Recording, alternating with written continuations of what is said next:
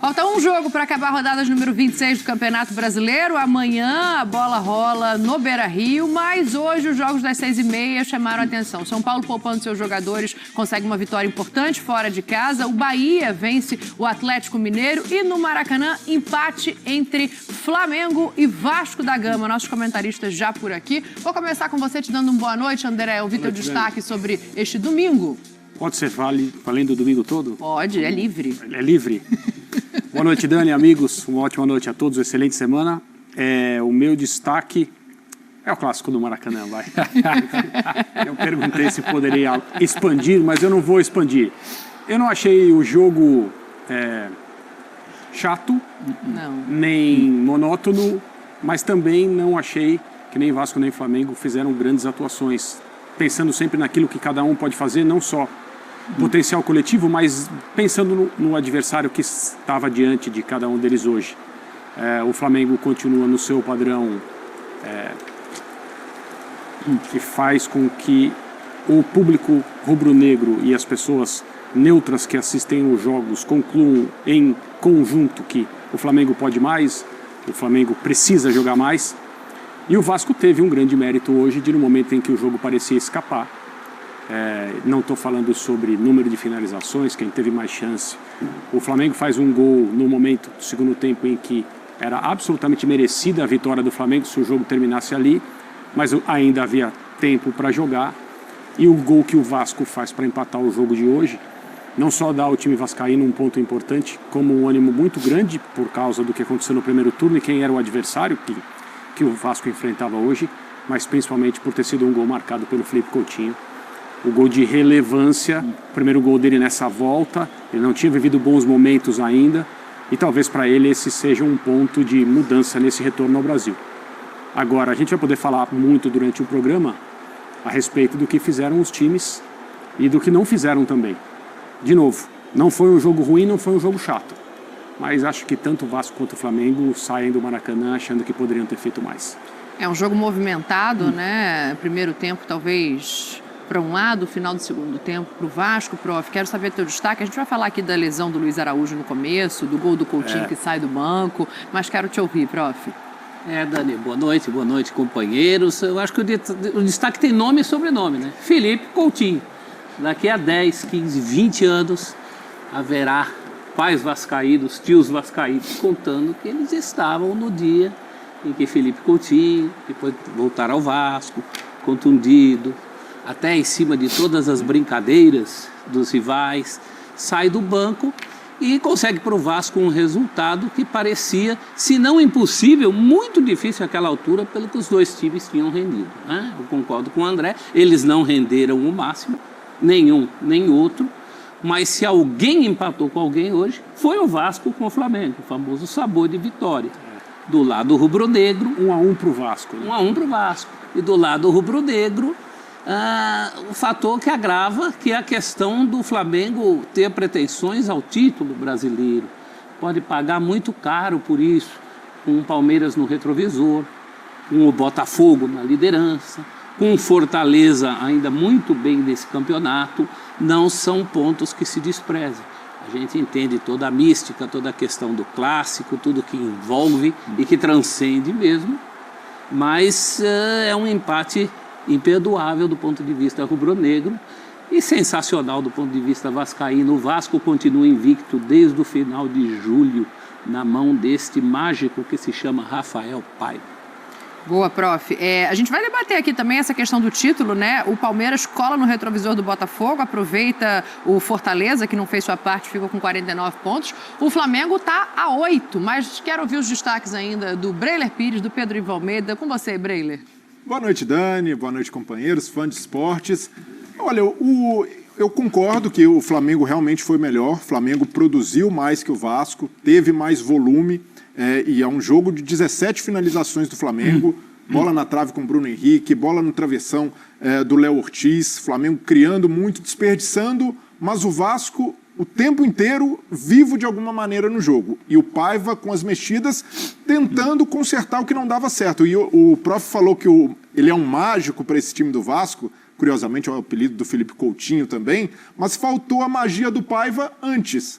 poderia ter feito antecipado as mexidas, já que o time do Vasco estava com dificuldade para engrenar, para jogar. Então, se essas mexidas tivessem acontecido antes, o Vasco poderia ter até tentado uma melhor sorte no jogo, porque faltava justamente a velocidade do time, a dinâmica que teve no contra-ataque, em que sai o gol do Felipe Coutinho, e por mais que o time possa ter deixado ali o torcedor apreensivo no primeiro tempo, mais uma vez com essa necessidade de melhorar no segundo que não jogou no primeiro, e também ter sido inferior ao seu rival, mas por outro lado, se a gente analisa o contexto, no mesmo campeonato o Vasco sofreu sua maior goleada para esse mesmo adversário na história do confronto, numa crise terrível, e hoje se vê na parte de cima da tabela, com uma distância muito confortável da zona de rebaixamento, podendo focar no objetivo da Copa do Brasil, e o principal, num jogo em que um empate é um banho de autoestima para o torcedor vascaíno, por arrancar esse resultado,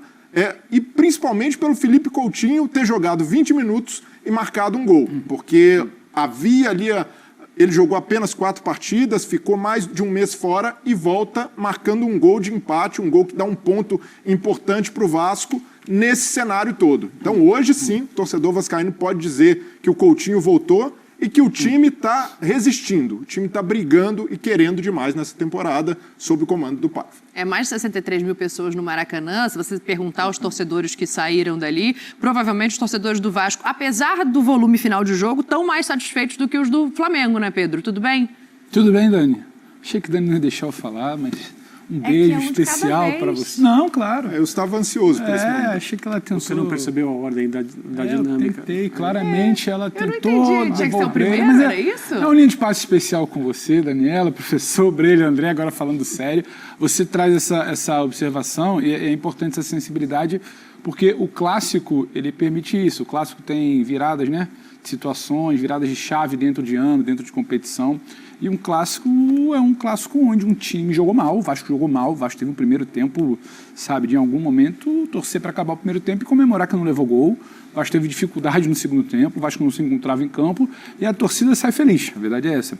E um Flamengo que teve bons momentos no primeiro tempo, não dá também para ficar só com o recorte final do vacilo, sabe, não segurar a bola, de tomar um gol, sabe. O Flamengo, o time que é, para as pretensões que tem, ele não pode se perder dentro de uma partida do tamanho de um clássico ou mata-mata, que seja como se perdeu hoje. Sai incomodado, insatisfeito, porque a grande estrela do rival que não vinha jogando ainda faz um gol, você deixa escapar 2 pontos numa briga que você ainda quer de título, você teve um primeiro tempo, sim, bom, o Flamengo tem boas notícias de primeiro tempo, a movimentação do Plata, estreando, do Gerson, joga uma barbaridade de bola. O Arrascaeta e o Bruno Henrique, a movimentação deles é muito interessante. Isso sem falar do que jogou e do que joga Léo Ortiz. Então, tudo que o Flamengo teve de bola, teve de criação, teve de circulação, teve de aceleração e fez um gol. E não mata, e não segura essa bola no pé. O Flamengo tem qualidade no seu elenco para segurar essa bola no pé. Se cansou, tudo mais. O Vasco tinha dificuldade de jogar. E o Vasco precisou de uma bola para ferir esse Flamengo. Então, acho que é algo que o Flamengo precisa pensar. O Flamengo também vai precisar pensar sobre finalização sem o Pedro. Sobre não basta ter a movimentação do Plata, o Gerson saindo de um lado para o outro, a Arrascaeta fazendo uma que seria ali do Luiz Araújo, o Bruno tentando se movimentar, o volume, 17 finalizações que a gente falou, né? E você não espetar, você vai ter que espetar um Penharol dentro de casa para fazer vantagem, você vai ter que machucar um Penharol talvez fora de casa para se classificar, falando de Libertadores. Numa semifinal de Copa do Brasil também você vai precisar se impor, e aí você olha para um jogo desse tamanho, você sai muito incomodado, porque você sente essa coisa quando parece que tem uma boa atuação, a gente estaria aqui falando de uma grande vitória, de uma atuação assim espetacular do Gerson, do Léo Ortiz, de um primeiro tempo que botou o adversário, sabe, só que ele precisa entender também contra quem ele está jogando, porque o Vasco, que empata contra o Flamengo hoje, ele virou isso aí nas últimas semanas, nos últimos meses, sob o comando do Rafael Paiva. Ele não joga bem, ele não joga bem contra o Atlético Paranaense. Em Curitiba, quando se classifica. Mas ele não se ausenta, né? Ele tem momentos muito complicados contra o Atlético Paranaense em São Januário, mas ele vira, ele compete, ele tem um gol, ele sustenta a pressão, ele não se entrega contra o Flamengo. O Vasco, de alguns anos atrás, tomar 1-0 do Flamengo era... Você podia trocar de canal, você podia fazer outra coisa, porque ou o Flamengo ia sustentar com muita tranquilidade, ou o Vasco ia tomar mais. E hoje não. Então o Flamengo também tem que saber quem é que está do outro lado. Saber que time é esse. E pecou muito aí. O que para mim é pertinente na discussão sobre o Flamengo, eu vejo a maioria das pessoas criticar a falta de jogo, a falta de gol, a falta de ofensividade, mas o time pode mais. Eu acabei de usar essa frase também, né? O Flamengo pode mais. Mas o que mais me estranha sendo um time treinado por essa comissão técnica, o jogo de hoje ilustra bem. Se o Flamengo tivesse conseguido fechar o jogo depois do gol do Gerson, com posse, com solidez defensiva, a gente diria que, olha, foi brilhante? Não foi. Mas foi melhor do que o Vasco o tempo todo. Sim. Fez um gol de rara capacidade coletiva, né? O Wesley, De Arrascaeta, Gerson. O Gerson jogou demais, o Léo Ortiz jogou demais e o Flamengo fez uma partida correta, quente, importante contra um adversário que é diferente dos outros. Né? A gente falaria. E ganhou. Acabou. Haveria pouco espaço para qualquer crítica, mesmo porque mais um jogador se machucou, e é um jogador que era meio um super-herói, porque todo mundo se machucava e ele não. Né? E o Arrascaeta entrou meio na emergência, ficou mais tempo em campo do que deveria, do que talvez até pudesse ficar, mas não, o Flamengo não consegue fechar o jogo. Sim. E não é que não consegue fechar o jogo porque não faz o segundo gol, não consegue fechar porque mostra de novo fragilidade defensiva. E para mim esse é o ponto estranho. Porque ao longo da carreira do Tite, ele teve até alguns times que eram ofensivamente interessantes. No sentido de estão jogando talvez no máximo da sua capacidade. Extremamente maduras nesse cenário. Com mas 1 a 0 nesse a seu cenário favor, no fim do jogo. Acabava o jogo. O zagueiro não ia vacilar como o Léo Pereira 1-0 no meio do primeiro tempo, do Fabrício acabou o jogo. Pode, como você falou, pode trocar de canal. E não foi só hoje, não é só hoje. Aliás, exceto o recorte do campeonato estadual, que a gente de novo insistiu, foram feitas poucas ressalvas, isso tem pouca relevância para o que interessa no calendário de um time como o Flamengo, mas fora o campeonato estadual, o Flamengo é um time que permite ao adversário, e permitiu hoje. E o gol que o Flamengo toma, para um time que está brigando e tem a pretensão que o Flamengo tem na temporada, é inadmissível, é de chegar no vestiário, de ter bronca, de ter conversa num tom alto.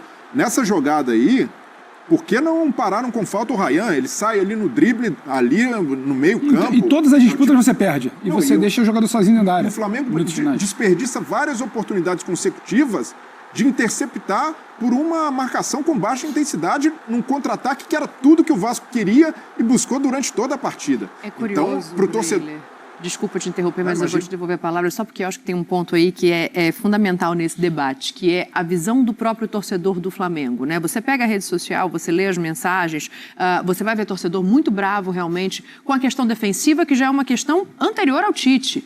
Mas hoje o torcedor ele faz 2 ressalvas. Uma, jogou melhor do que vinha jogando, no sentido de ter e controlar a bola. O primeiro tempo é muito interessante. E o torcedor do Flamengo, ele acaba mais incomodado com o que o Pedro trouxe para a gente debater, que é a questão de quem vai pegar essa bola e chutar no gol, do que efetivamente com a questão defensiva. Porque, assim, existem muitas bolas, e aí a gente analisando o jogo, que o Gerson toca para o lado em vez de chutar no gol. E aí a bola você que o Arrascaeta, que o esforço vacila, voltando. E o Arrascaeta sai cara a cara. Então, eu acho que esse é o ponto que, nesse momento, o torcedor do Flamengo está perguntando quem vai resolver esse problema antes da defesa, sabe? Dani, falta um pouco mais de contundência, verdade. Característica também de torcida. O torcedor do Flamengo ele quer saber do gol. Talvez isso. Outras torcidas querem saber de não tomar gol. O torcedor do Flamengo ele quer olhar para frente e ver a bola na rede. De fato, teve falta de capricho em algumas finalizações. A do Bruno Henrique, por exemplo, sai na cara do gol, poderia tirar do Léo Jardim, tocar por cima, mas analisando o contexto do jogo, não faltou volume ofensivo para o Flamengo. O que faltou foi maturidade competitiva.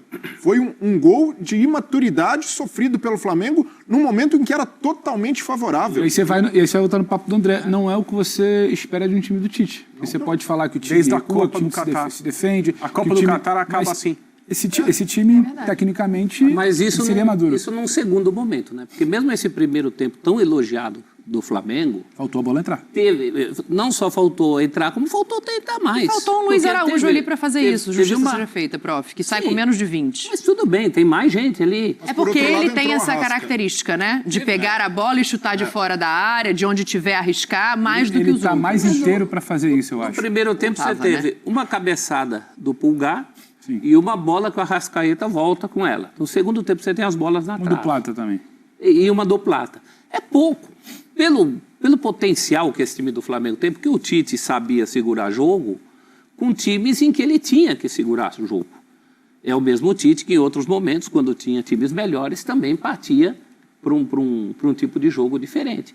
Agora, na ordem, eu acho que pela ordem, primeiro o Flamengo deixa de fazer os gols. E num segundo momento ele acaba tomando os gols como tomou hoje do Vasco e já tomou em outros jogos tantos, principalmente na questão da bola aérea, coisas que a gente já falou muitas vezes aqui. Né? A gente ainda vai falar bastante sobre esse jogo, obviamente, mas agora o treinador do Vasco, Rafael Paiva, ao vivo aqui no Linha de Passe. Vamos ouvir. Conseguimos equilibrar o jogo em vários momentos e mostramos que o Vasco tem força para jogar contra qualquer equipe. Coutinho é um jogador especial, né? Ele estava muito insatisfeito ali ficando fora dos jogos, né? E lutando muito para tentar voltar o antes possível. E é o que eu sempre falo, o Coutinho é um jogador muito talentoso, é um jogador que tem a capacidade de decidir o jogo em qualquer lance. E hoje ele já mostrou, com 20 minutos em campo, 25 minutos, o jogador talentoso que ele é, desequilibrante que ele é, e vai nos ajudar muito. A gente vai fazer de tudo para ter o Coutinho em todos os jogos, a gente tem um pouquinho de paciência, o mesmo processo que a gente fez com o Payet, para ele estar sempre disponível em todos os jogos, independente da minutagem, porque ele em campo é um jogador que desequilibra. Rafael, Thiago Toches, Vasco Velocidade. Até antes da substituição, o Vasco teve dificuldade de sair jogando. Por que isso aconteceu? Eu acho que o Flamengo pressionou muito a gente, né? Eu acho que em alguns momentos a gente até conseguiu quebrar a pressão, a gente não conseguia empurrar o Flamengo para trás, né? A gente até tentou jogar, se arriscou, teve um lance no primeiro tempo que a gente perdeu uma bola e nem me lembro quem saiu ali dentro da área, acho que foi o Arrascaeta, se eu não me engano. A gente tentou. Realmente o Flamengo também tem muito mérito de o tempo todo estar incomodando a gente, tentando tirar a bola do nosso pé, mas eu vejo o quanto a gente está buscando evoluir, a gente não está se desfazendo da bola o tempo todo. Quando a gente dá uma bola longa, a gente já está melhor organizado para a segunda bola, então a gente está num processo de evolução, de construção, e eu acho que jogo a jogo a gente está conseguindo evoluir um pouquinho. Boa noite, Paiva. Eduardo Alves, do portal BTB Esportes.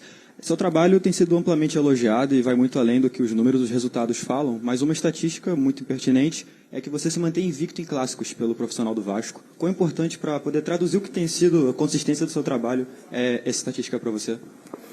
Fico muito feliz, né? O clássico tem um peso muito grande, né? É muito difícil jogar esses jogos e muito feliz porque na base também eu joguei vários clássicos e, se eu não me engano, eu não perdi nenhum jogo também. E foram vários jogos, então, muito feliz, assim, a gente consegue dar o peso que esse jogo merece, né? Um jogo muito pesado, de muitos detalhes, né? E, de novo, satisfeito pelo que a gente conseguiu fazer, pelo que a gente conseguiu competir, pelo que a gente, em pequenos passos, a gente está evoluindo muitas coisas, e a gente até teve uma bola no final ali que poderia ter feito o gol da vitória também. E o Flamengo também teve uma bola depois ainda também, então é um jogo de muitos detalhes, então você conseguir estar vivo o tempo todo num jogo desse nível é muito satisfatório pra gente.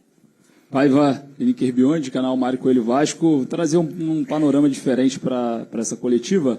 Na lista de relacionados para essa partida, mais uma vez o garoto JP fica de fora e a gente vê a presença do Pablo Galdames, né?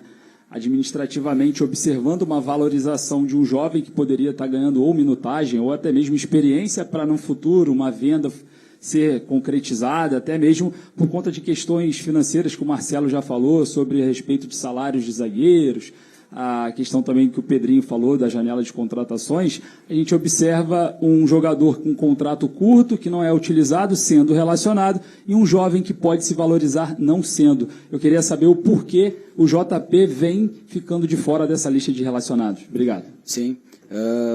A gente sempre tenta ser o mais coerente possível, né? Apesar de várias escolhas, dependendo como você olha para ela sempre é questionável, né?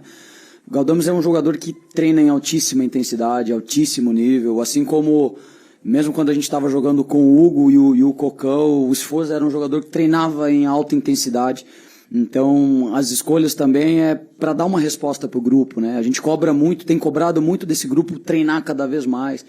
A gente sabe das nossas limitações, a gente precisa estar no alto nível o tempo todo. E Galdames é mais um jogador que treina muito em alta intensidade. Então, a gente também dá um recado quando a gente traz um jogador desse para o banco, para a relação, né? E por mais que tenha um peso da torcida, a gente sabe que outros jogadores também. Então, para mim, o Léo Pelé fez mais um grande jogo hoje de novo, assim como o Michael em alguns jogos atrás era contestado, fez mais um grande jogo de novo. O Ryan participou da arrancada que saiu o gol e foi um jogador contestado.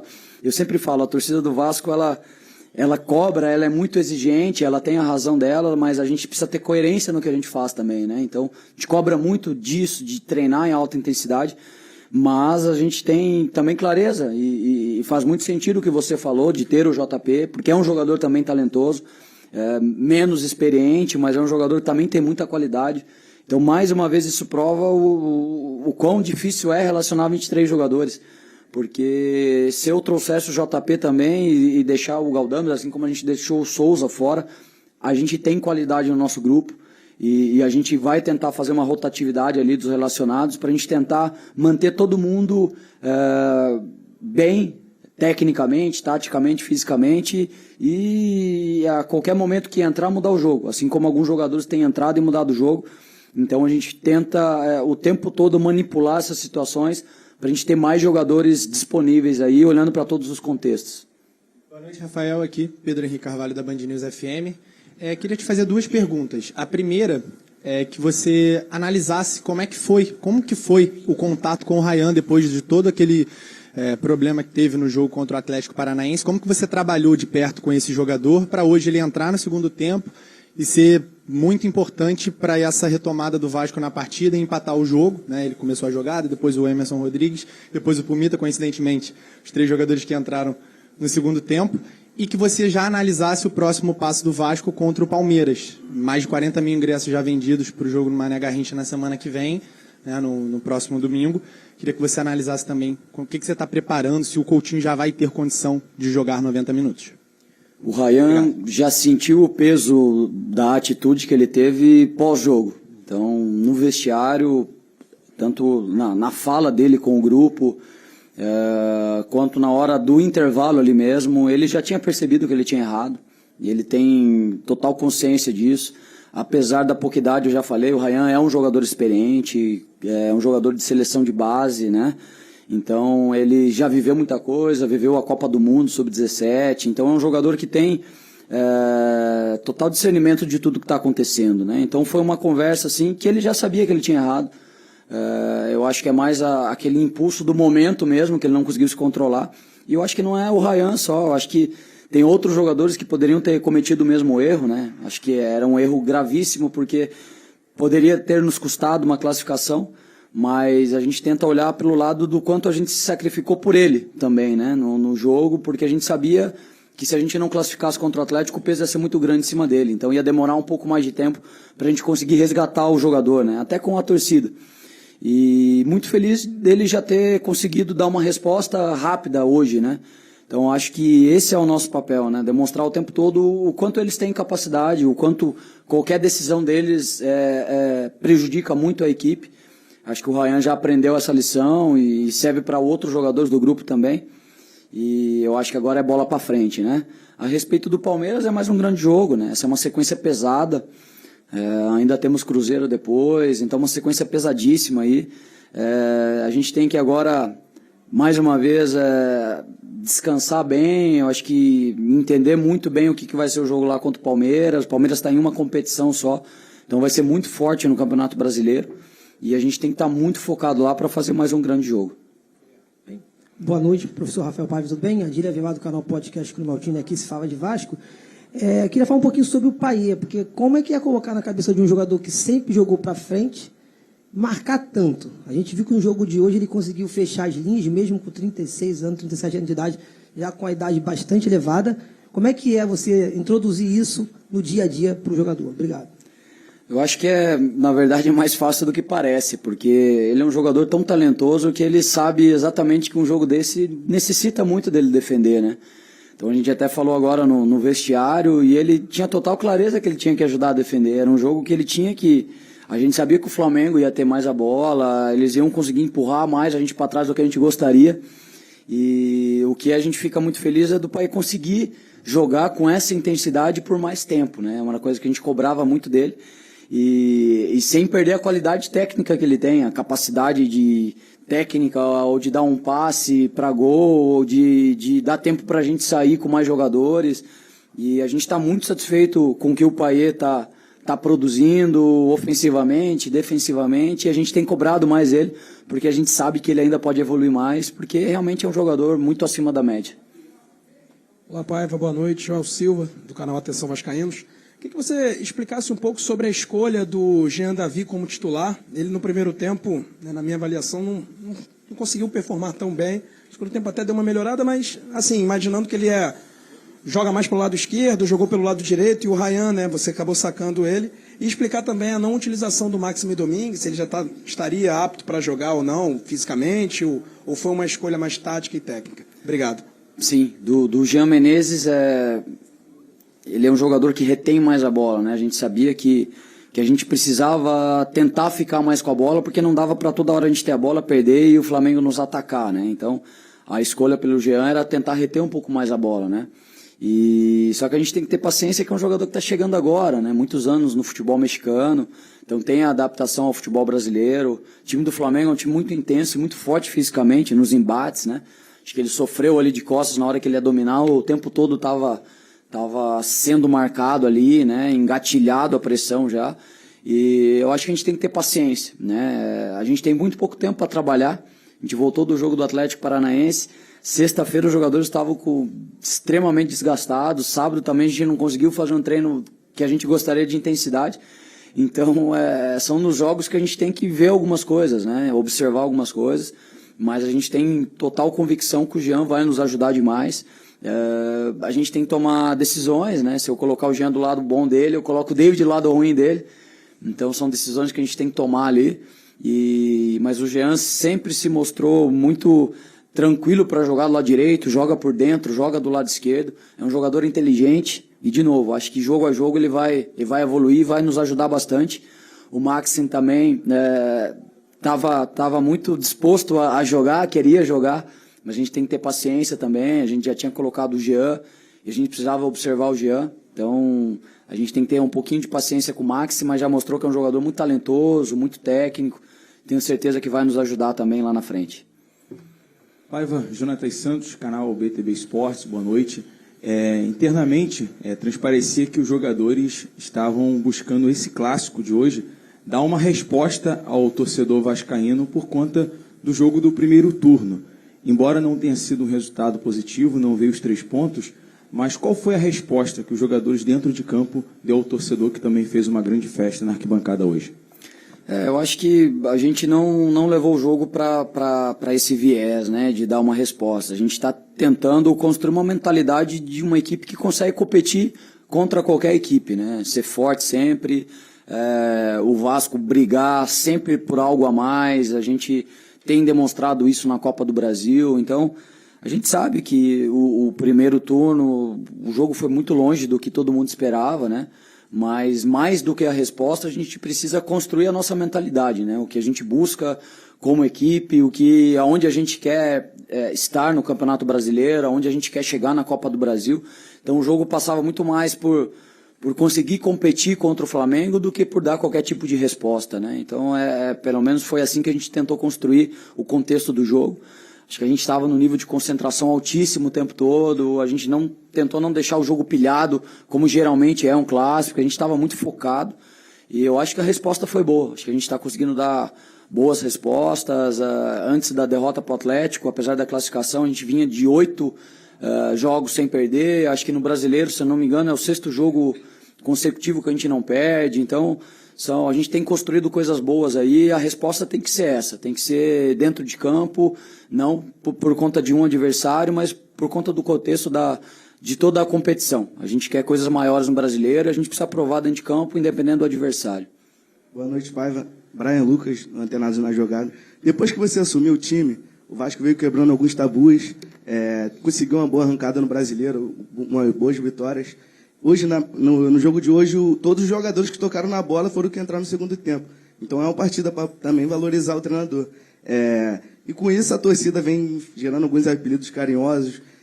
Como que é para você, já recebendo a sua primeira oportunidade na equipe de um time profissional, olhando para trás, vendo o Paiva lá na base, esperando uma oportunidade, como é para você ver tudo que você vem conquistando e esse carinho da torcida com você hoje, com todo o seu trabalho? Muito feliz, estou muito feliz aí por tudo que a gente tem feito aí nesses jogos, né?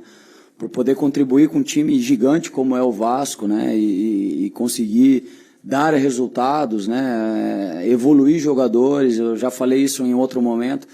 Eu gosto muito de ter um grupo e não ficar reclamando do que eu tenho, pelo contrário, o tempo todo tentar evoluir os jogadores que a gente tem, deixá-los mais confiantes, tentar buscar cada vez um jogo mais propositivo. Acho que a gente está num processo de construção, né? Longe ainda do que a gente sabe que o Vasco já foi na história, das equipes campeãs que o Vasco teve, foram várias, mas eu acho que a gente está no caminho, né? Fico muito feliz aí pelo carinho da torcida. Então eu vejo quando eu saio, e aqui tem muito vascaíno em qualquer lugar que você vai, então respeitam demais, elogiam, então eu fico muito feliz, tranquiliza mais para a gente fazer um trabalho no dia a dia com mais foco, com mais tranquilidade, para o jogo a gente fica mais tranquilo e muito feliz por tudo que está acontecendo. Boa noite, Diogo Costa, da Rádio Grande Rio, Rádio Web Total. Eu gostaria de saber do Payet, porque você pediu para ele marcar bastante, né? Mas ofensivamente, às vezes, ele se embolava ali com o David ou com o Jean David, mas no segundo tempo ele veio mais centralizado e aí o Vasco conseguiu distribuir melhores as bolas. Foi uma orientação, você viu isso, que o Flamengo deixava um espaço mais no meio, ele veio mais e o Vasco melhorou na partida. É isso, a gente tem tentado colocar o Payet mais próximo onde a bola está, né? Então, a gente sabe que é um jogador que não tem a profundidade como característica principal, é um jogador que estava caindo muito pelo lado esquerdo do campo, e a gente tem tentado organizar o Payet para participar da nossa construção em todos os lados, né? Ele está cada vez conseguindo ser mais móvel dentro de campo, é um jogador que com a bola no pé destranca demais o jogo para a gente, tem uma capacidade de último passe, de mudar o centro de jogo. Então, quanto mais o Payet conseguir participar da construção, a gente qualifica mais a nossa saída, né? E ele tá cada vez jogando melhor. Eu acho que no primeiro tempo ele conseguiu em vários momentos também, né? O jogo é mais intenso no início, a gente sofre um pouco mais de pressão, mas é um jogador que se adapta muito bem aos espaços vazios e cada vez ele tem contribuído mais para o jogo nesse sentido. Paiva Tébaro, do Grupo Globo, boa noite. Os colegas já comentaram aqui que a melhora do Vasco no segundo tempo passa muito pelas tuas substituições, que dá para dizer que você teve muito dedo do treinador hoje ali na reação do Vasco, o lance do gol passa pelos pés de 4 jogadores que saíram do banco, então tem tudo isso. Mas, ao mesmo tempo, as substituições elas aconteceram um pouco tarde. Acho que a primeira foi aos aproximadamente 20 e poucos, aí o Puma entra aos 38, se eu não me engano. O que passou ali pela tua cabeça? Qual foi a tua estratégia? Essas substituições poderiam ter sido feitas antes? O que passou ali pela sua cabeça? Você pode explicar pra gente, por favor? Posso. Eu acho assim, é um jogo desse nível, né, que você tem que estar muito organizado para defender. Quando você troca algum jogador, por mais que ele tenha consciência da estratégia que a gente tem, até ele entrar no jogo, talvez você perca 1 ou 2 bolas ali que pode ser fundamental para você tomar um gol, né? Então tem jogos que você tem que buscar logo mudar para reagir de alguma forma, para buscar o gol, mas tem momentos que você está equilibrado para defender e quando você troca demais, você se desequilibra um pouco. Então são opções, são decisões que você tem que tomar e você não tem clareza se vai dar certo ou não, né? Então acho que hoje o time estava consistente defensivamente, a gente começou a sofrer um pouquinho mais de transição em um momento do segundo tempo, a gente ali sabia que daqui a pouco a gente tinha que trocar, mas os jogadores estavam sustentando bem, né? Eu acho que a estratégia, apesar do Flamengo ter a bola, a gente conseguiu neutralizar bem. O Léo fez boas defesas, como sempre faz, defesas importantes, mas não foi toda hora que ele teve que defender. Então acho que a gente estava equilibrado para defender e a gente sabia que se a gente fizesse muitas trocas, a gente tinha um risco de desequilibrar um pouco defensivamente, né? Então, foi mais em cima dessas decisões que a gente tomou as decisões das trocas um pouco mais para frente nesse jogo. Obrigado, Rafael. Boa noite, pessoal. Rafael Paiva, então, fazendo as considerações, falando do crescimento do Vasco, de empenho, de vários aspectos que ele vê como positivos e olhando ele fala também desempenho, né? Empenho. Além de empenho. Acho que desempenho pode ser um debate a partir de amanhã. Hoje ele precisa celebrar o empenho, a luta, resiliente que você falou, time que não desiste, o empate que arranca com um adversário rival, o grande rival jogando mais. Empenho, acho que pode falar num segundo momento. O corredor esquerdo do Vasco é problemático. O Vasco não consegue neutralizar o Gerson nem pela esquerda, nem pelo meio, nem pela direita. Ele não consegue conter uma subida de um cara como o Léo Ortiz. Ele não consegue identificar a movimentação dos caras de frente do time adversário. Ele não consegue sair com a bola no primeiro tempo. O Vasco tem muita dificuldade, porque o que o Vasco tem no primeiro tempo é o Paulo Henrique tentando escar a bola. Paulo Henrique tentando escar. A bola não passa pelo meio. O Sforza e o Payet estava muito abaixo também hoje. Abaixo tecnicamente, abaixo fisicamente. O Sforza com o Matheus Carvalho e o Cocão, tentando jogar sem bola, mas com bola não conseguia. Então o time ele pode, num segundo momento, né, jogar balde de água fria para quem saiu feliz com o resultado, porque o desempenho foi baixo. Ele pode falar de empenho no segundo momento. O Vasco tem problemas, especialmente... Hoje o Piton poderia ter sido expulso, porque se o lance do Luiz Araújo ele toma um cartão, ele poderia estar tomando o segundo cartão do Gerson. O próprio lance do Gerson, alguém poderia chamar para rever e alguém poderia achar ali no frame que poderia ser para expulsão. E um cara muito importante, por quê? Porque estava muito exposto naquele setor ali. Muito exposto, porque o Vasco tem uma dificuldade por ali. Então, sobre empenho, acho que ele pode ir um passinho atrás.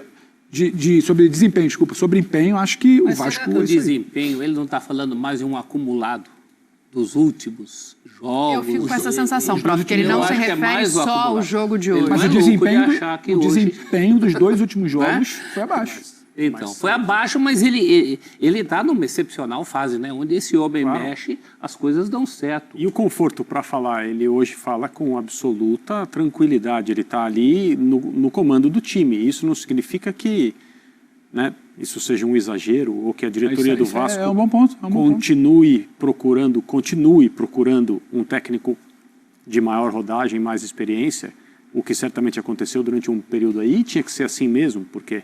Tudo bem, ele assume, o Vasco melhora, tem aquela goleada contra o São Paulo em São Januário, que eu acho que é onde o time do Vasco começa a mudar, né, em termos de mentalidade, o que precisa ser feito. Já se falava ali, à luz do 6-1 e da queda da comissão técnica, que teve 4 jogos para trabalhar, mas caiu porque tomou de 6 do Flamengo, foi isso que aconteceu? Sim. Que o Vasco ia ter mais uma temporada. E coragem até para derrubar com 4 jogos só, porque senão perdeu calma, tá entendendo. Então, mas a conversa era, né? O temor era que o Vasco ia ter outra temporada para evitar o rebaixamento, até quando ia ser assim, e a SAF aí que não entregou o time que prometeu, e tudo mais, técnico demitido com 4 partidas, onde já se viu uma coisa dessa, e o Vasco começa a se estabilizar, e quando parece que as coisas estão andando bem, entra uma nova conversa, que é, o Vasco precisa de um técnico.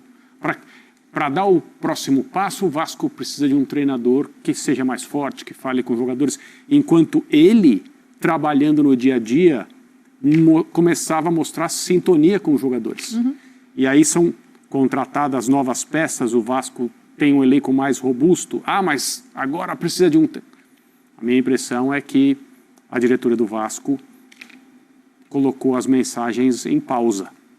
Está vendo outras coisas. Vamos ver. E aí o time chega nas semifinais da Copa do Brasil.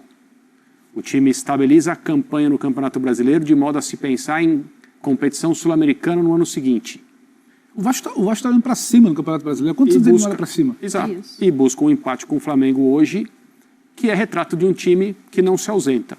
Que sabe o que quer, o que não pode fazer, não é um time arrogante. Não comete esse tipo de erro, de, tá bom, peito estufado, agora vamos ganhar. Não. Faz as coisas conforme elas precisam ser feitas. Mesmo esse treinador tem muito, muito mérito nessa Insisto que não é só resultado. Não é só resultado. Porque a amostragem ainda é pequena, mas ela é muito significativa. Ele já passou por provas de fogo para um treinador jovem. Por exemplo, contra o Atlético Paranaense, ele não tem medo de tirar o Payet. Até porque hoje também não era um dia para mantê-lo nem por tanto tempo, na minha visão. Acho que demorou para mexer. Hoje o próprio Payet concordou. Mas em outra oportunidade, não. E ele foi lá e tirou. Ele enxerga o jogo, ele joga o jogo junto. Há quanto tempo a gente não tem técnicos no futebol brasileiro que joguem o jogo e que era a principal característica que eu gostava muito do Vanderlei Luxemburgo. Sim. Às vezes ele mexia antes mesmo do torcedor chato perceber e pedir. E ele tem essa característica. Talvez, como lembrou o Breler, em alguns momentos, tivesse que fazer isso antes. Sim. Mas ele acaba fazendo e o time está respondendo, o time está entendendo. Numa das primeiras partidas dele, ainda como pós-interino, o Maicon foi para a câmera e falou, o Vasco tem técnico. O Vasco tem técnico, e o técnico é ele. E ninguém levou a sério. Bom, ó, o Flamengo também tem técnico, embora não tenha começado a falar ainda no Maracanã. A gente aguarda aqui para ouvir o Tite. O Tite, quando tem resultados adversos, né, que ele não considera bons resultados, costuma demorar um pouco mais. Mas a gente pode ir avaliando aqui, Breiler, as estreias de hoje. Alexandro jogando, Plata fazendo uma partida, pelo menos em vontade, em movimentação, agradou o torcedor. Pode ser um ponto positivo nesse empate que não soa como um bom resultado desses 90 minutos? Foram duas boas estreias, Dani. Eu gostei do Plata nos dois lados, né? Porque ele alternou durante a partida. No lado direito, jogador com muita capacidade de velocidade, de dinâmica e de cortar para o meio.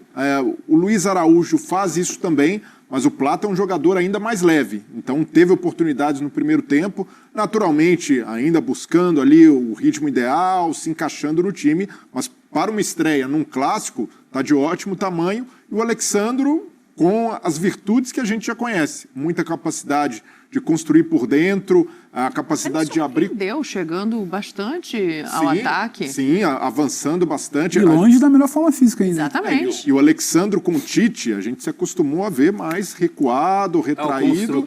E teve liberdade para atacar. Até porque quem jogava por ali, quem não pôde jogar hoje, é o Ayrton Lucas, que é um lateral que precisa do espaço para atacar. E o Flamengo está acostumado a jogar dessa forma. E até pela proteção que o Léo Ortiz dá, o cara fica confortável em subir e não deixar um buraco por ali. Então vejo como duas boas estreias para o Flamengo em posições que precisa e vai precisar ainda mais, porque com a lesão do Luiz Araújo precisa avaliar... A gente não tem ainda o grau da lesão, né? Mas ele sente uma pancada, o Flamengo divulga uma nota já, dizendo que ele sente uma pancada no joelho. Então, assim, em princípio não é uma entorse, não é nada mais sério, foi realmente da pancada que ele toma do Piton, que o Pedro até falou que ficou barato, né? Que poderia ter tomado um cartão amarelo o Piton na entrada que tira o Luiz do jogo. Mas diga aí. Fez muita falta, né? Ele até tenta voltar para o jogo no sacrifício, mas do lado do Flamengo, por mais que seja uma perda ali preocupante, entrou a Arrascaeta, que mudou também a dinâmica do Flamengo de atacar. Ali o Flamengo, com a entrada do Arrascaeta, passa a jogar numa plataforma de 4-4-2, com a Arrascaeta também com liberdade entre as linhas de marcação. Mas eu vejo que o Plata chega agora, até com essas virtudes dele, de um ponta, de ser um jogador muito leve, para ser titular ou bastante utilizado. O Alcaraz é um cara que o Tite vai precisar repensar o posicionamento. Eu não vejo o Alcaraz como esse cara capaz de substituir o Luiz Araújo, um jogador das pontas. Para mim é um cara que precisa jogar... Acho que nem o Tite, você percebe que sim? Contra o Corinthians, ele entrou muito recuado. Eu vejo que é um jogador para jogar no meio e com liberdade para chegar na área. Ele mesmo fala, né? Eu tenho a característica do Dela Cruz, ele se compara ali na faixa de campo. Exato, é nessa posição, porque até pela versatilidade que ele tem, a capacidade técnica, pode-se imaginar um jogador polivalente para jogar nessa posição. Não tem um ponta, vai o Alcaraz, mas eu vejo que seria um desperdício com ele jogar dessa forma. Então o Plata, a chegada dele é providencial e fica do lado do Flamengo, o lado positivo. Pelo que produziu, a capacidade de gerar jogo, foi o time protagonista na partida. Em alguns jogos, a gente via até o Flamengo deixando a bola com o adversário, especulando um pouco mais. Hoje não, foi o Flamengo com muita posse de bola, mais de 60%, 17 finalizações.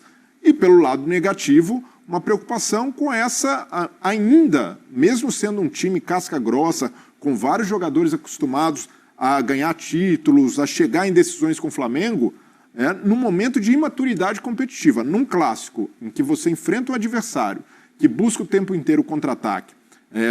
E aí tem o erro, sim, individual, a escolha ruim do Léo Pereira, tentativa de cavar pênalti, mas era um lance pós-bola parada ofensiva para o Flamengo, em que tudo se desmantela e a recomposição é muito ruim. As decisões dos jogadores, principalmente em não parar o Ryan, como o Ryan saiu na jogada individual, era para ter parado ali. E como o Flamengo foi deixando esse desencaixe chegar até a sua área, acabou sofrendo um gol completamente evitável. A gente exalta, sim, o mérito do Paiva, do Vasco, de ter construído a jogada dessa maneira, mas, por outro lado, uma equipe treinada como o Flamengo para ter mais segurança defensiva a essa altura do campeonato, a essa altura da temporada, tomar um gol dessa forma, para mim é algo que tem de deixar o treinador de cabeça inchada, a comissão técnica, de certa forma, precisa soar um alarme, porque nessa reta final, e ainda mais em competição de mata-mata, isso aí pode custar muito caro para o Flamengo.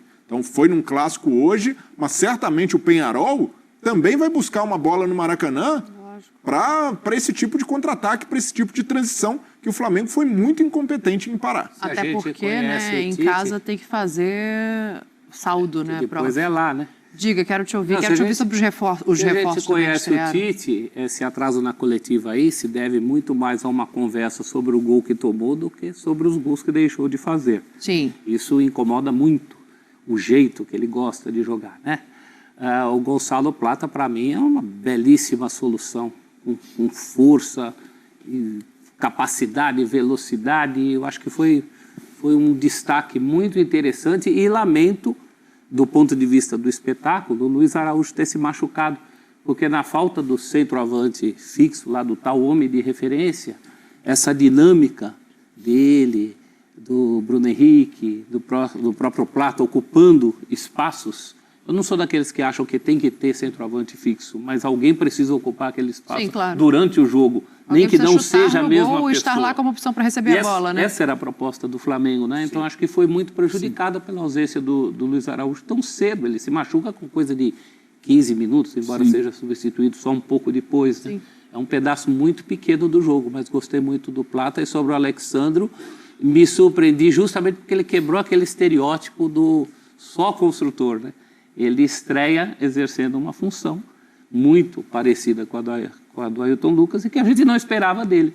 Então é outra coisa, já que a gente está selecionando aí motivos para o rubro-negro sorrir, né? Esse seria um deles. Acho que passa também pela fragilidade. Ele teve muito espaço para ir até lá. Não sei exatamente se foi um pedido do Tite, que quase que rotulou esse Alexandre como um cara que se segura mais, né? Não sei se era o Alexandre que segurava mais e o Lodge era um cara que jogava mais com bola por ali, ou até o Alex Telles e tudo mais. Então, talvez também foi o Alexandre que viu esse espaço surgir, porque a movimentação, repito, para mim, isso precisa ser falado para não achar que está tudo errado nesse Flamengo. A movimentação de Gonzalo Plata, que a gente espera para ver o jogo como é que começa. Ele começa na esquerda, ele cria bastante pela direita. E o Gerson, que circula bastante, arrastava tanta gente que volta e meia tinha um corredor ali. O Alexandre é inteligente, é um jogador inteligente. Não necessariamente é um pedido que o Tite pediu para ele agredir um pouco mais. Mas o espaço se deu e, obviamente, ele vai passar por ali para interagir com esses jogadores. O Gonzalo no momento em que o Plata está do lado esquerdo e o Gerson foi para a direita. O Plata joga dos dois lados e pisou para finalizar, para ter um drible curto ali dentro da área, quase faz um gol, tirada bonita dentro da área para finalizar. A bola passou rente ali a trave do Léo Jardim, mas não adianta. Vai ficar a marca do que não é o Flamengo. Num rápido exercício, Dani, me corrija se eu estiver errado. O Flamengo só ganhou do Bragantino. Ele perde para o São Paulo, não sequência recente, ele perde para o São Paulo, empatou com o Palmeiras, goleado pelo Botafogo, ele perde para o Corinthians, ele empata com o Vasco, ele só ganha do Bragantino, ele tem menos pontos do que jogos na última sequência de 6 jogos. Sim. Então, assim, é o que o André falou, vai contra tudo o que a gente imagina quando a gente fala de segurança defensiva, maturidade para controlar o resultado, consolidação de uma campanha, regularidade para brigar por pontos corridos. Então, assim, tá complicado entender onde esse Flamengo quer chegar, porque está nas 3 frentes. Está como? Como chega? Mas uma solução ele conseguiu consolidar, que para mim está muito claro que o Léo Ortiz é titular absoluto do meio-campo hoje. Não há como volante. Esse aí o campo falou mais do que exatamente não é mais uma improvisação. Não é. Até porque ele tem 14 partidas, eu acho, com essa. Uma ele não teve em campo, 2 como zagueiro e 11 a naturalidade com que ele faz esse papel é impressionante. E hoje ele ia fazendo um gol de cabeça de jogador talentoso nesse tipo de lance também. A bola batendo no travessão. E desde o princípio, quando o Tite, naquela época da Copa América, ainda que ele estava improvisando, e o Léo Pereira pelo lado esquerdo, muita gente ali, o Ortiz já fazia esse tipo de movimentação, de sair lá de trás e chegar na área, e é isso, né? De uma forma natural, de uma forma muito bem encaixada, então ele combina bem, muito melhor do que o Alan com as características do Pulgar, tem um senso de leitura e o principal, quando se imagina um zagueiro fazendo essa função, se pensa só na proteção. É um cara que vai proteger mais. Mas como zagueiro ele já tem valências diferentes, né? Mas a qualidade de passe dele facilita muito o jogo do meio-campo do Flamengo. É um dos motivos da contratação para jogar como zagueiro. O primeiro passe, o passe que ele sabe dar por dentro, ele é muito bom nisso também. Ele sempre foi isso. Ele é um tremendo jogador. O André, o meio-campo valoriza essa característica dele. O Pedro toca num ponto, né, vivo nas três frentes. Claro que se a gente olhar matematicamente, o Flamengo está vivo nas três frentes. Mas pensando em termos de tabela de brasileiro e esse retrospecto recente tão ruim assim, o Flamengo ainda mostra essa força e aí fica à vontade também para incluir os reforços nisso, as estreias, quanto que pode se modificar esse jogo para ser competitivo nos pontos corridos. Então, estar vivo nas três competições, ele tem um pouco de sobrevivência nas três competições, né? E não estar ainda naquele papel de conquistador potencial das três competições. E aí eu acho que é uma combinação do nível de jogo que o Flamengo apresenta hoje com as condições, né? Então, uma coisa que eu acho que precisa ser dita sempre. Outras equipes brasileiras, se tivessem não só o número de lesões que o Flamengo teve, mas as figuras que se lesionaram, e hoje mais uma se lesionou, tomara, aparentemente, o Luiz Araújo levou uma pancada na lateral da perna ali no joelho, saiu por dor. Tomara que isso seja uma coisa que se resolva rapidamente, que ele não esteja machucado. Sim. Mas é mais um jogador que sai de campo no primeiro tempo de um jogo do Flamengo esse ano. Ele foi o cara que entrou quando outros se machucaram e fez ótimos papéis, né? Hoje ele teve que sair. Então aí o Flamengo, num mesmo jogo, perdeu Pedro e Gabriel Barbosa. Jogadores perdidos para até o segundo semestre do ano que vem. Assim, o Flamengo está numa situação, em termos médicos, que é muito incomum. Do lado ruim, assim, é muito, muito, muito diferente do que é o normal. Já não voltam mais esse ano, só pra gente relembrar, Cebolinha, Vinha e o Pedro, que é provavelmente quem volta só no meio do ano que vem, e o Michael estendeu o prazo, né? Eram 2 meses inicialmente, exato, mas também aumentou. Michael que acabou de chegar. Um jogador que quando chegou já foi pro campo, fez um gol na sua estreia. Então aí o Tite vai poder resolver alguns problemas. Não vai mais. Ele também se transforma em um problema. E aí vira uma questão de sobrevivência mesmo, do ponto de vista de jogadores que não deveriam estar em campo durante tanto tempo. O Arrascaeta hoje, o Luiz Araújo se machuca, ele entra e participa da jogada do gol. Talvez ele já devesse ser substituído. O plano para ele hoje fosse de muito menos tempo em campo, se é que ele seria um jogador utilizado. Então, assim, a quantidade de talento do time do Flamengo é tão grande que você não pode descartar jamais. Mas a minha impressão é que o Campeonato Brasileiro vai ficando mais complexo, vai ficando mais difícil de chegar. Agora, Copa do Brasil, já estamos em fases agudas, haverá aí uma semifinal. E Copa Libertadores é o grande objetivo de todos os times que se consideram candidatos no Brasil.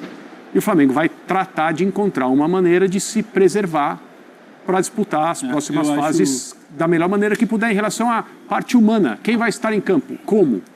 Humana física e humana Pedro, mental. para te dar mais um dado, né, assim, pra gente lembrar, em cima do teu retrospecto, o próximo jogo é contra o Grêmio e tem a viagem para o Uruguai na sequência. Então é mais um jogo em que deve ter jogador poupado. E é bom você tocar nesse ponto, porque eu me pergunto, o torcedor do Flamengo ele também não precisa ir dormir hoje ou desligar a TV achando que tá tudo muito ruim. Eu consigo ver pontos positivos no jogo de hoje e eu também acredito que o discurso de vamos brigar em todas as frentes, ele vai estar muito na boca do jogador, na boca do Tite, na boca do dirigente, só que o campo ele vai começando a tirar. O Flamengo ele não consegue ser o mesmo no Campeonato Brasileiro. Não consegue ser o mesmo. Então também não dá para carregar tudo que se fala hoje para o jogo de quinta-feira contra o Peñarol. Eu acho que o foco é diferente, sabe? A mentalidade é diferente, o que se tenta, o que se preserva, o que se faz é diferente. Parece que a gente vê cada vez mais isso só nas Copas. E o brasileiro, essa sequência ela chama atenção, Dani, porque um time que briga pelo campeonato, com o elenco que o Flamengo tem, com a possibilidade de qualidade de trabalho que a comissão técnica tem, ele não vence um jogo em 6. Você não pega um time campeão que no segundo turno ele teve uma sequência de uma vitória em 6 jogos. Então, assim, o campo ele meio que vai te dizendo, sabe? É o Léo Pereira faz o que faz, fazendo o que faz, se eu não me engano, era o Wesley. Foi o Wesley, quem era o outro? Era o Everton, Dani. Alguém ali que não mata essa jogada. É o Fabrício Bruno que dá um bote completamente errado no meio de campo. É a bola como chega e ninguém acompanha um Coutinho, sabe, pisando na área, e você precisa estar monitorando o espaço. Então, é um Flamengo que não necessariamente você vê isso em partidas mais agudas de Copa. Só que no Campeonato Brasileiro está mostrando que essa não vai ser a briga. Por mais que se fale muito, que você falou, não está nas três frentes... matematicamente está, Flamengo, mas cada vez mais distante. Esse Flamengo não está... Como é que a gente pode chamar? Entregue não, mas ele não está concentrado. Ele não está com a sua energia prioritária. E não adianta, o jogador sabe isso. No Campeonato Brasileiro, não está. Ele não pode... A fase que o Corinthians vivia, o Flamengo pegou, deu a mão ao Corinthians e falou, vamos, vou te salvar aí semana passada. O Flamengo pegou a mão do Botafogo e falou, vamos, vou carimbar que você está numa grande fase.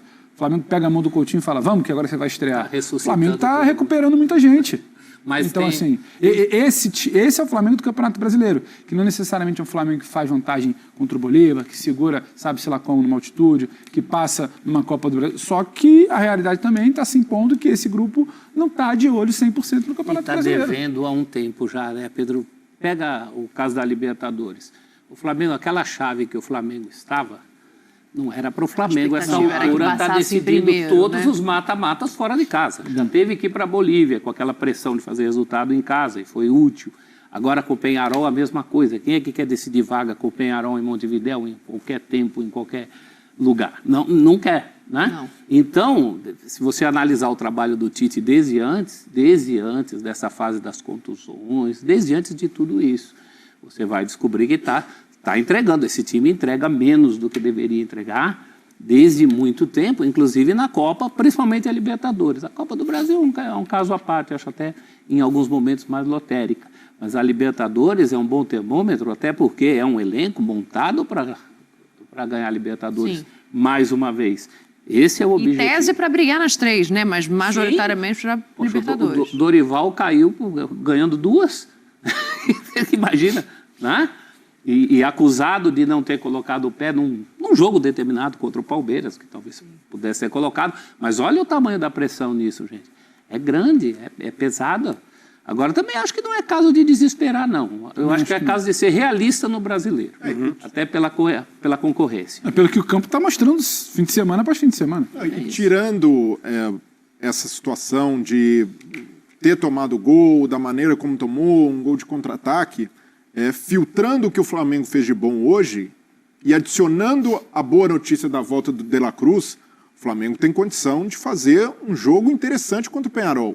E aí até por isso vai exigir do Tite um pouco mais de uma visão de que o time nesse momento pode continuar cada vez mais criativo. E para isso eu manteria o Léo Ortiz com essa capacidade de passe, encaixando De La Cruz, Gerson, Arrascaeta, e aí, se o Luiz Araújo não puder jogar, vai pensar o Plata para não perder essa opção de um jogador rápido pelo lado, e o Bruno Henrique como referência. Porque sei que para o Tite é pesado ali abrir mão dos dois volantes, o Léo Ortiz era muito utilizado ali como um cara alternativo, mas hoje, pela bola que está jogando, a capacidade, hoje... eu vejo ele mais confiável até que o Pulgar para fazer essa função.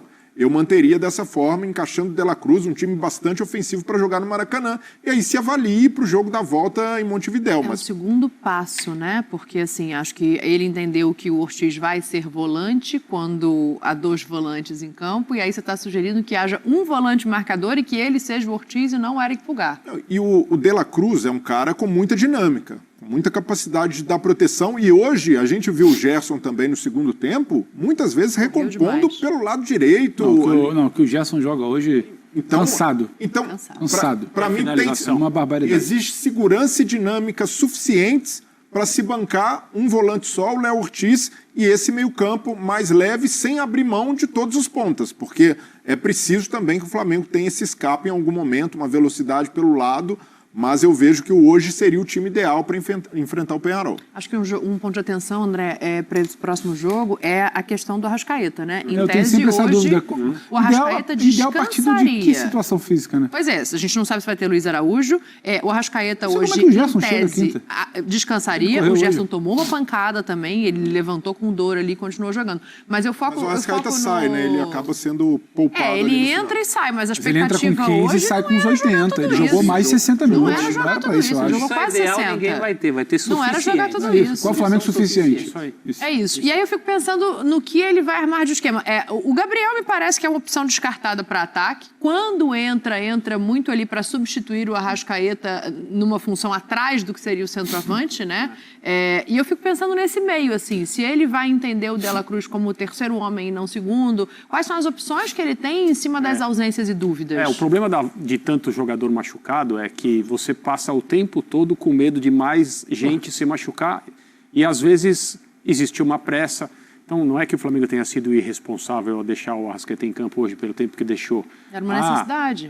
Escapou de mais uma flecha. O Gabriel entra mancando. Isso. Não sei se vocês repararam, o Gabigol manca no seu jogo. Ele faz um movimento ali para partir para uma bola e alguma coisa acontece. Ficou bem claro isso.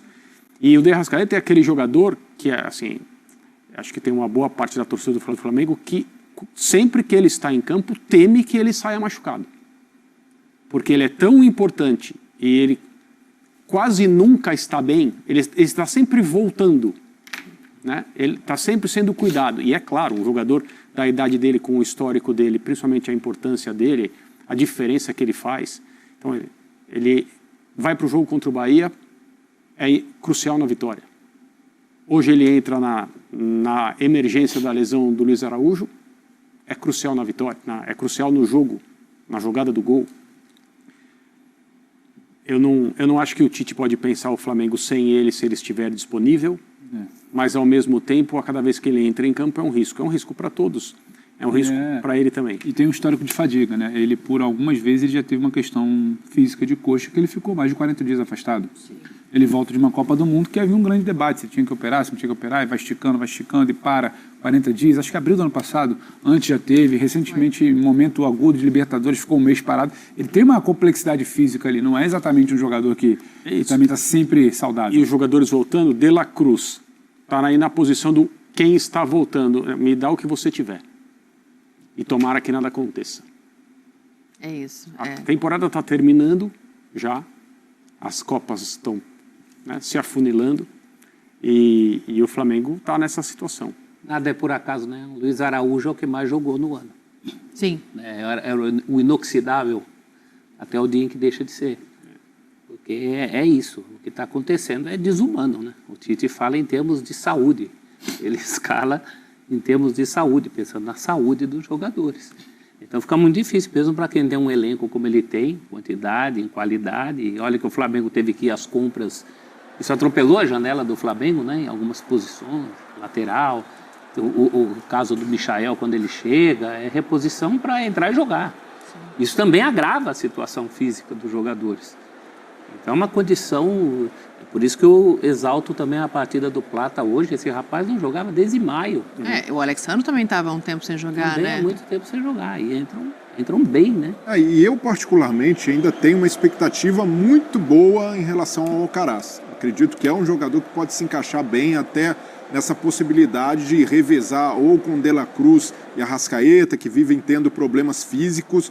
E tudo bem que o cartão de visitas não foi dos melhores, um jogo em que o Flamengo perde, e ele, para mim, fora da posição ideal, jogando muito recuado, acaba sendo expulso, mas é um jogador especial, um jogador que pode resolver alguns problemas do Flamengo nesse sentido, de escassez de opção quando não tem o Arrascaeta, e até mesmo para, dependendo do cenário, em que precisar tirar ou o De La Cruz ou o Arrascaeta, ter um jogador com a mesma dinâmica e até mesmo fisicamente mais inteiro, para manter a intensidade, para não deixar baixar o ritmo. Então o Alcaraz é um jogador que precisa ser olhado com muito carinho pelo Tite, ainda mais nessa circunstância de final de temporada, necessidade de adaptação. Obviamente, talvez ele não entregue tudo que pode nesse começo, mas é um jogador que tem muito potencial para preencher essa lacuna de um jogador a mais com capacidade criativa e, ao mesmo tempo, confiável do ponto de vista físico, mais confiável que De La Cruz e Arrascaeta, para ter bastante minutos nesse fim de temporada. O Pedro falou que quer escalar o Flamengo de quinta-feira contra o Peñarol, é isso? Não quero não, vou deixar para você, Dani, por favor. Não, agora falando sério, assim, pensando em opções, né? A gente viu um Alexandre entrando bem hoje e aí vem sempre aquele receio. O Michael também entrou muito bem, foi mantido por mais jogos, estava sem ritmo, machucou. O que se faz num caso como esse, pensando em competitividade e condição? Eu vou me apropriar aqui intelectualmente. Qual foi o termo que você usou? O Flamengo vai ser o suficiente. Suficiente, quem tem o suficiente. Porque o Alexandro, eu acho que o torcedor do Flamengo olhou e falou, olha, acabou de chegar, nem na plenitude da forma física tá, vai ajudar. Ayrton. Mas como é que ele vai estar quinta-feira? A gente não sabe. O Gerson termina o jogo exausto. Mas isso tem sido natural, né? E ele não para de correr, porque o jogo demandou correria até o final. O Flamengo não teve um momento ali que ele controlou, botou a bola, tinha 2 de vantagem, não. Então, como é que ele chega na quinta-feira? Quem ele vai precisar? Isso aí só o dia a dia de CT que vai dar. Ele vai precisar ter alguém para compensar um Gerson que talvez não vai ter. O Arrascaeta, ele sai como hoje? Talvez não tivesse na programação, teve ele por mais de 60 minutos hoje. O Luiz Araújo, a pancada é uma dor muito acima do tom.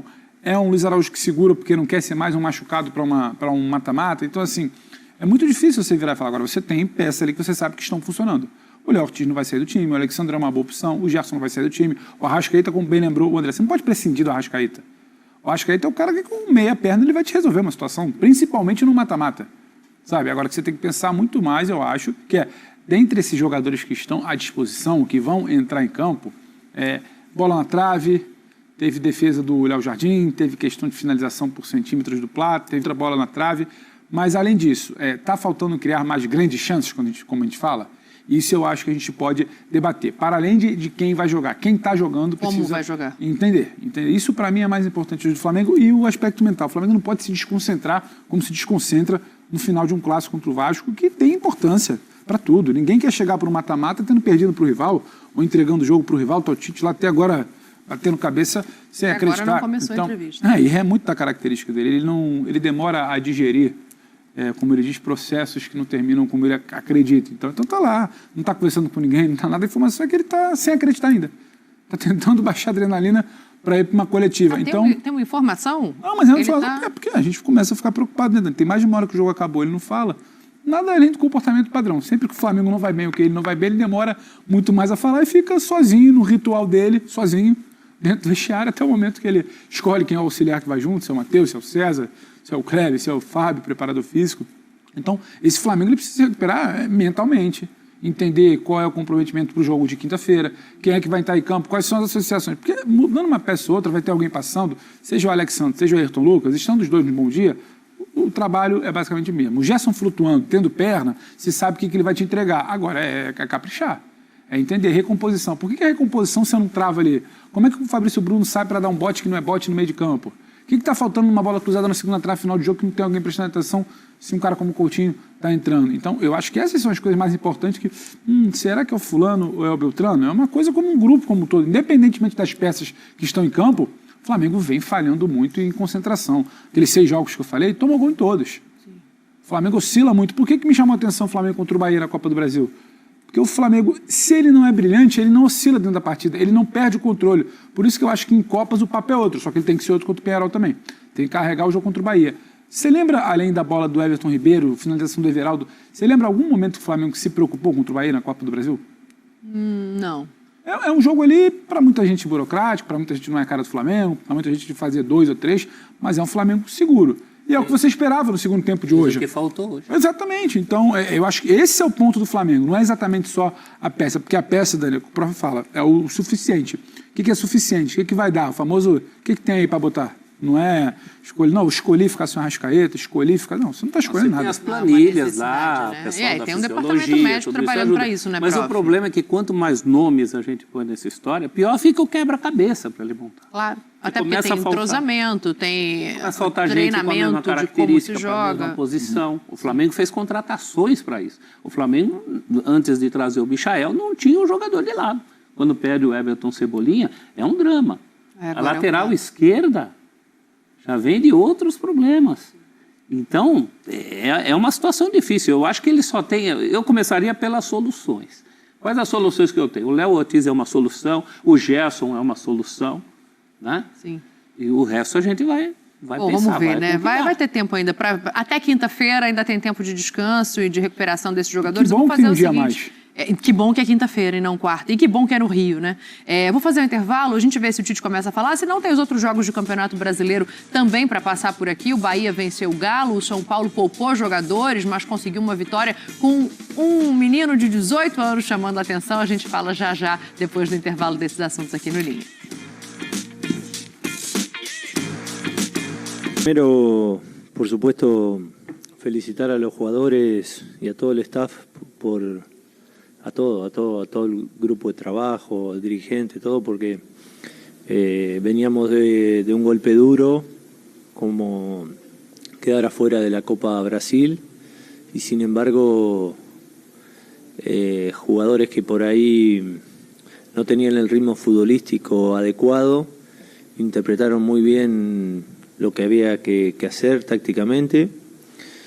Después aplicaron sus características, que al final la táctica tiene que ver con poder aplicar sus características en las zonas donde deben estar. Pero más allá de eso hubo un compromiso muy grande para ganarle a un excelente equipo, un equipo que juega muy bien, que representa muy bien también el fútbol brasileño. Y bueno, estábamos ahí cerca en la tabla de posición, estábamos con los mismos puntos, entonces en todo sentido es un muy buen triunfo. Y por sobre todas las cosas, repito, se jugó bien de principio a fin, se supo sufrir en algún momento, pero en todo el partido tuvimos la sensación de que metíamos el gol. Y eso siempre es bueno porque significa que la producción es positiva o fue positiva. Prácticamente no nos llegaron, se defendió bien y bueno, creo que es un gran premio al plantel. Así que seguimos sumando en el Brasilerao, es muy importante para nosotros. Y bueno, ahora dar vuelta a la página y pensar en Botafogo. Thaís, o Beldia calminho, ganhou de 1-0 com o time reserva, gol do William Gomes, o menino, né, prof, chamando a atenção, e o retrospecto com o Cruzeiro é um negócio impressionante, né? Nossa, já houve coisas no Mineirão, 5-0 pro São Paulo, 5 gols do Dodô. Só que eu me lembre, assim... Agora, olha a escalação do São Paulo hoje, de cara. Jandrei, Ferrarese, Sabino e Juan, Igor Vinícius, Longo, Marcos Antônio, Michel Araújo, Eric, William Gomes, que fez o gol da vitória, e o André Silva. Não só o gol já usada contra o Atlético Goianiense também, e gerou outra vitória por 1-0. Tá regulando, como diria um amigo meu. E o São Paulo foi muito mais perigoso o jogo inteiro. Dos contra-ataques, a bola ficava com o Cruzeiro, mas o São Paulo descia e assustava muito. O Cássio trabalhou muito nesse jogo até o final da partida. Depois o Cruzeiro tenta acordar ali, dá aquele abafa tradicional de fim de jogo, mas não é que o São Paulo ganhou por uma bola. O São Paulo teve várias bolas. O William Gomes faz o gol quando já tinha criado bastante, já podia ter feito antes. E nomes à parte, eu acho que uma coisa que pega nesses times reservas é o fato de nunca terem jogado juntos. Sim, os jogadores nunca atuaram juntos. O São Paulo realmente é um resultado importante, porque o Cruzeiro é rival direto do São Paulo na faixa de classificação. A gente costuma brincar, o campeonato desse time não é contra este adversário, né? Nós tivemos Botafogo e Corinthians Estavam com ontem. o mesmo número de pontos, né? 41. Então, é ali. O São Paulo deu um bote muito interessante contra o Cruzeiro, contra um rival que, inclusive, também tem oscilado bastante, é verdade, mas é um rival de muita qualidade. E com os reforços, aumentou a expectativa do Cruzeiro, uma vitória importante fora de casa e quebrou a série negativa, como a gente está citando ali. Né? Assim, é curioso, né? Porque aumentou a expectativa com a chegada dos reforços e caiu muito a produção do Cruzeiro.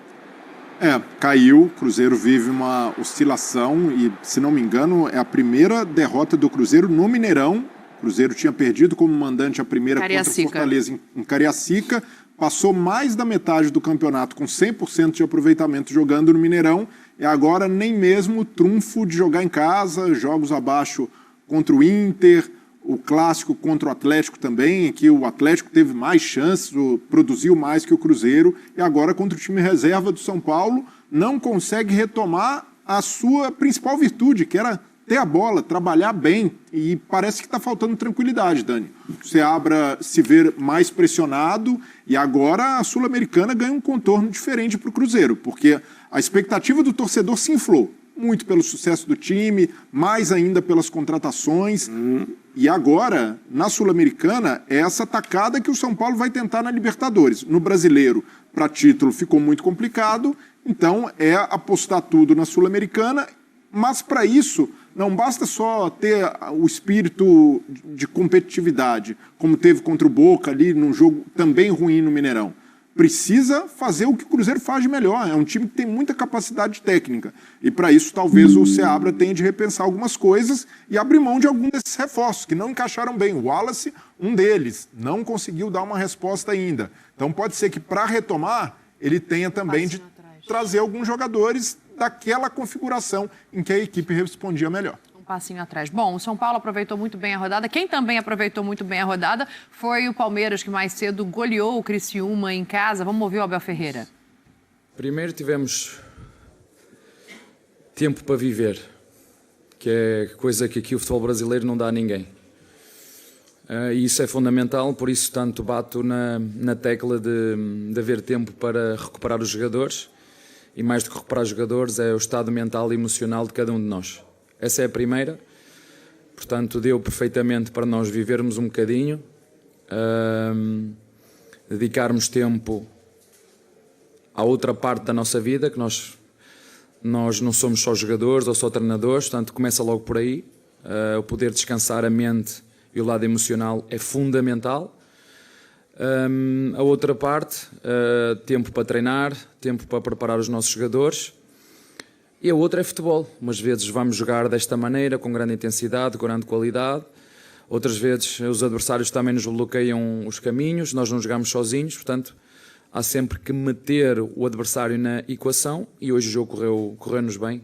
Já houve jogos que criamos muitas oportunidades, e tu és que fazes mais perguntas sobre a capacidade de finalização, tem a ver com isto. Umas vezes entra, outras vezes não entra. O importante é que nós continuamos a criar as oportunidades, não é de hoje, é desde esta época, acho que somos a equipa que mais oportunidades cria, e depois tem a ver com a calma e a tranquilidade de nós, a cada jogo, podermos estar bem mentalmente, bem fisicamente, bem tecnicamente, bem taticamente, e meter intensidade no jogo, e ela só acontece quando os jogadores estão recuperados, o que não acontece durante o ano no futebol brasileiro. Jogamos a 70% muitas vezes do nosso potencial, e depois tem muito a ver com o adversário que nós vamos apanhar a seguir, se tem uma semana limpa ou tem mais um dia de recuperação com o Palmeiras, e isso faz muita diferença no resultado final.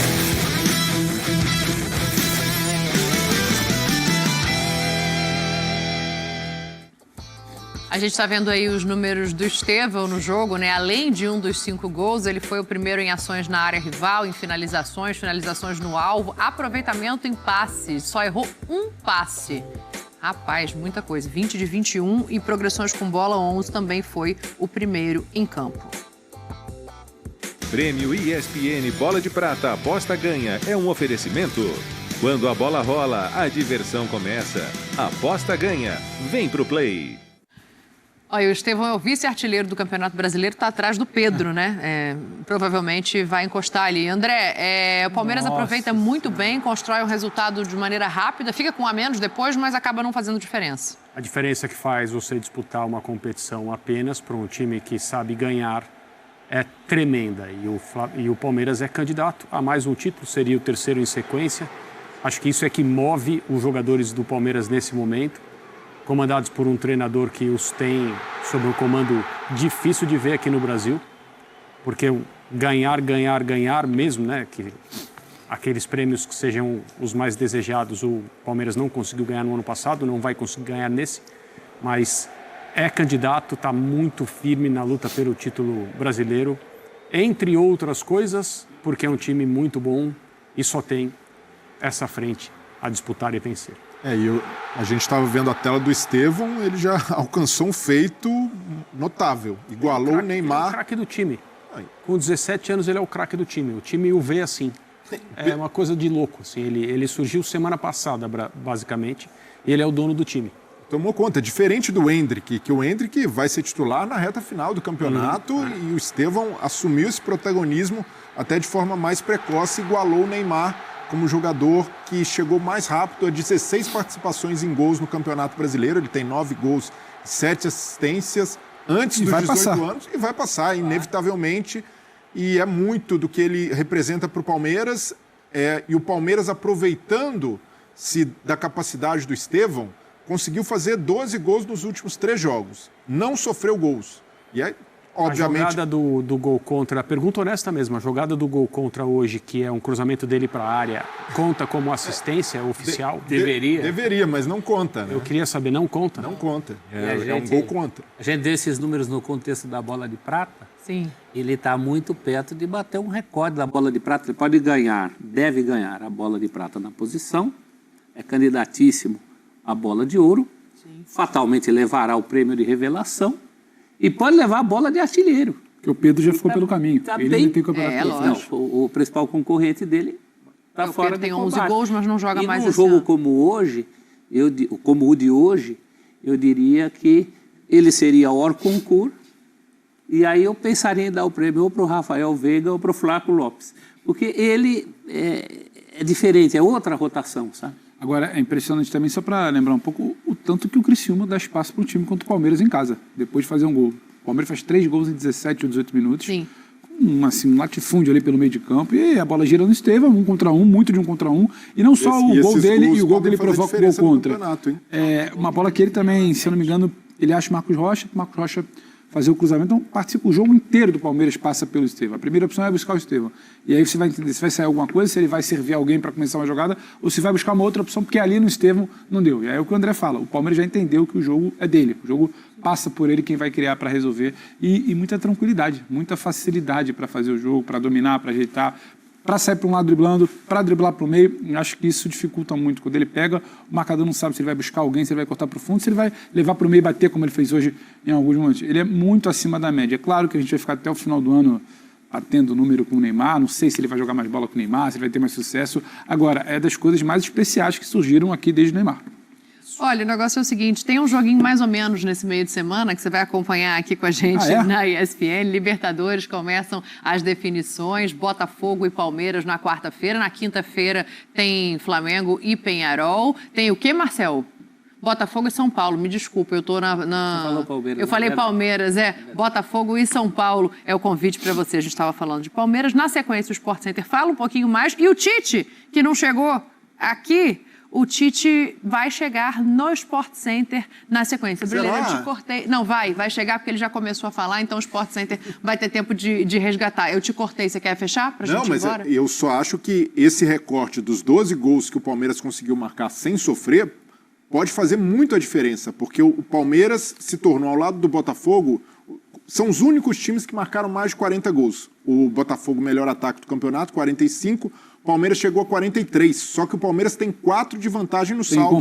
Tem confronto direto aí. Tem confronto direto, 3 pontos de diferença, e num campeonato tão apertado em que ninguém disparou, pode ser que a gente tenha um título brasileiro decidido nos critérios de desempate. Então o Palmeiras, com um bom ataque e a defesa segura, melhor defesa do campeonato, tem um trunfo nas mãos aí. Palmeiras e Botafogo é no Allianz, era isso que você ia dizer? Na semana da final de Libertadores. Então o Botafogo pode estar dividido. Vantagem dupla para o Palmeiras se isso acontecer. Na sequência tem o Sport Center e o Linha de Passe volta amanhã. Obrigado pela sua companhia. Boa semana para vocês. E terça, para você que está em casa. Também. Essa semana é... Senti falta de um pouco mais de alegria. Não, semana começando, fechando com amigos. Boa semana para todos. Certo, Dani? Drake Fury, você quer encerrar o programa? Ótima semana a todos vocês. Bom trabalho.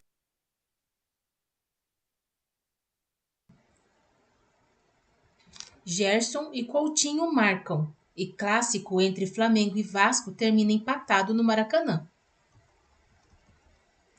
O Flamengo dominou o jogo, saiu na frente com um gol de Gerson, mas o Vasco resistiu. Não desistiu e marcou com Coutinho na reta final do clássico. No fim, clássico empatado em 1-1 no Maracanã pela 26ª rodada do Campeonato Brasileiro.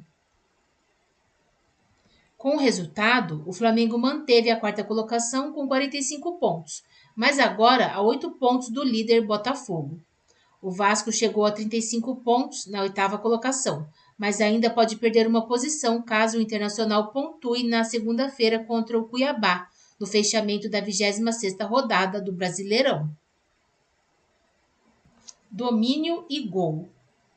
O Flamengo foi o dono do jogo durante quase os 90 minutos. No primeiro tempo, Pulgar de cabeça, Arrascaeta e Plata tiveram boas chances de abrir o placar. No segundo, o time continuou sendo dominante, empurrando o Vasco cada vez mais para o campo de defesa. Bruno Henrique acertou a trave em boa troca de passes. Léo Ortiz carimbou o travessão, completando o cruzamento de Alexandro, até que o Wesley arrancou pela direita, tocou para Arrascaeta, que rolou para Gerson finalizar com categoria para abrir o placar aos 26 minutos. Resiliência. O Vasco apostou no que tinha e podia usar no clássico para tentar o empate. Mesmo assim, tinha muitas dificuldades para encontrar espaços e conseguir uma reação. Sequer encontrava uma finalização que levasse perigo.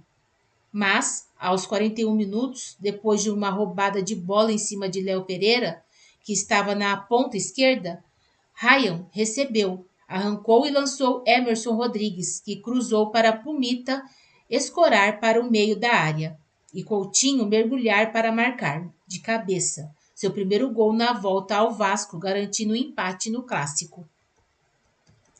No público de mais de 60 mil pessoas, com o Maracanã dividido entre as torcidas, os vascaínos saíram do estádio comemorando o resultado, principalmente pelo gol marcado no fim, justamente por quem voltou ao clube com status de grande nome de uma virada, Coutinho.